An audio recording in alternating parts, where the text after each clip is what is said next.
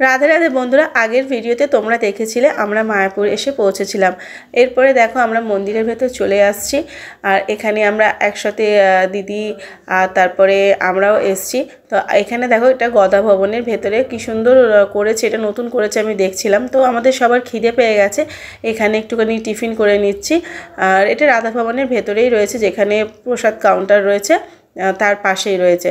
তো এখানে প্রভুজি নিয়ে এসেছিল ভেজ রোল আর নিয়েছিল অরেঞ্জ রসগোল্লা।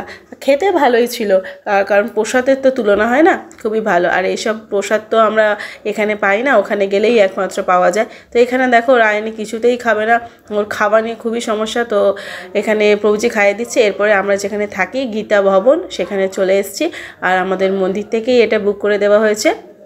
আমাদের মায়াপুর আসলে কোনো অসুবিধা হয় না, মন্দিরে বলে দেওয়া হয়, তো প্রভুরাই ঠিক করে দেয়। তাই আমরা চলে এসেছি। আর এখানে দেখো রুম বলাই ছিল, তো আমাদের রুম দিয়ে দিয়েছে। 4টে করে বেড রয়েছে 4 জনের, ওপরে লাইট রয়েছে, ফ্যান রয়েছে, নিচে আবার লাইট ল্যাম্প রয়েছে। তো এরপরে আমরা একটু ফ্রেশ হয়ে নেবো, তারপরে খেতে যাব। কুপনটা জামাইবাবু কেটে নিয়েছিল। তারপরে দেখো কত লাইট পড়েছে। এরপরে আমরা খেতে যাচ্ছি। হরে কৃষ্ণ বাবু। না না, নেবো না, নেবো না। হরে কৃষ্ণ বাবু। হরে কৃষ্ণ, হরে কৃষ্ণ বাবু। হরে কৃষ্ণ, তুমি সরে যাও। হরে কৃষ্ণ।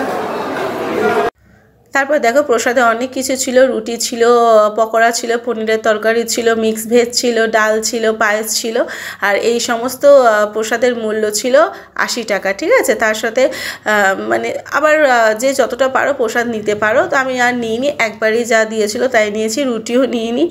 রাধে রাধে বন্ধুরা, এখন দেখো রেডি হয়ে গেছি আর এখন যাচ্ছি মন্দিরে। তো তার জন্য শাড়ি পরেছি। আর এখানে প্রভুজি রেডি হয়ে গেছে। আর বিছনাপত্র অবস্থা এরকম, কারণ বিছনার মধ্যে একটা বিছনার মধ্যে সব কিছু জিনিসপত্র রেখে দিয়েছি। আর ঋতিকাও রেডি হয়ে গেছে, রায়নি রেডি হয়ে বাইরে দাঁড়িয়ে আছে। আর এই দেখো বাইরে সবাই দাঁড়িয়ে রয়েছে রেডি হয়ে। আমাদেরই হয় না, আমাদের দেরি হয়, ঠিক আছে। চলো যাওয়া যাক। সন্ধ্যাবেলায় একটি মন্দিরে যাচ্ছি সন্ধ্যা আরতি দেখবো বলে। আর ইচ্ছা আছে গুরু মহারাজের সাথে দেখা করার, তার জন্য শাড়িও পরেছি। দেখা যাক কি হয়। মনে তো হচ্ছে হবে না, কারণ অনেকটা দেরি হয়ে গেছে। তবু চেষ্টা করব মহারাজের সাথে দেখা করার, কারণ বাপের বাড়ি এসছি আর গুরু মহারাজের সাথে দেখা করব না, তা কি হয়। এরপরে দেখো সবাই মিলে আমরা যাচ্ছি। তো এখানে ঋতিকা দোল্লা চড়বে বলে বায়না করছিল, কিন্তু ও আর চড়েনি। লাস্টে রায়নি চড়ছে, ওর বাবা চড়াচ্ছে, আমরা বাড়ি চলে এসেছিলাম। এবার তারপরে আবার একটু রাত্রে খাওয়া দাওয়া করতে গেছিলাম। এখানে দেখো অনেক কিছুই রয়েছে, পিৎজা, বার্গার, মিষ্টি, কেক। তারপরে আমরা এখানে বার্গার নিয়েছিলাম আর নিয়েছিলাম চাউমিন, পনির চাউমিন ছিল।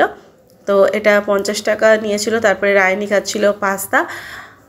সব মানে প্রসাদের টেস্ট কিন্তু খুবই ভালো। এটা গোবিন্দা প্রসাদাম থেকে আমরা প্রসাদটা কিনেছিলাম, কিন্তু দাম একটু হাই, কিন্তু খেতে কিন্তু খুবই ভালো। আর এখানে দেখো ঋতিকা পাস্তা খাচ্ছে, এটা হচ্ছে চিজ পাস্তা। তারপরে পাপড়ি চাটও নিয়েছিলাম, সবাই মিলেমিশে খেয়েছি, না তো রাত্রে খেতে পারবো না। এরপর দেখো আমাদের মন্দিরের প্রভুর সাথে দেখা হয়ে গেছে। ইনি হচ্ছে গীতা ভবনের মেন। তো উনি কুম্ভ মেলায় গেছিলেন, তো আমাদেরকে সেই কুম্ভের জল দিচ্ছেন মৌনী অমাবস্যায়। আমরা পাওয়ার মানে এই কুম্ভের জল যে পাবো সেই সৌভাগ্য আমাদের হবে ভাবতে পারিনি। তারপরে রাত্রিরে আমরা প্রসাদ পাচ্ছি সকলে মিলে। প্রসাদে ছিল রুটি আর ছিল রাজমা। তো আজকের ভিডিও এখানে শেষ করছি বন্ধুরা।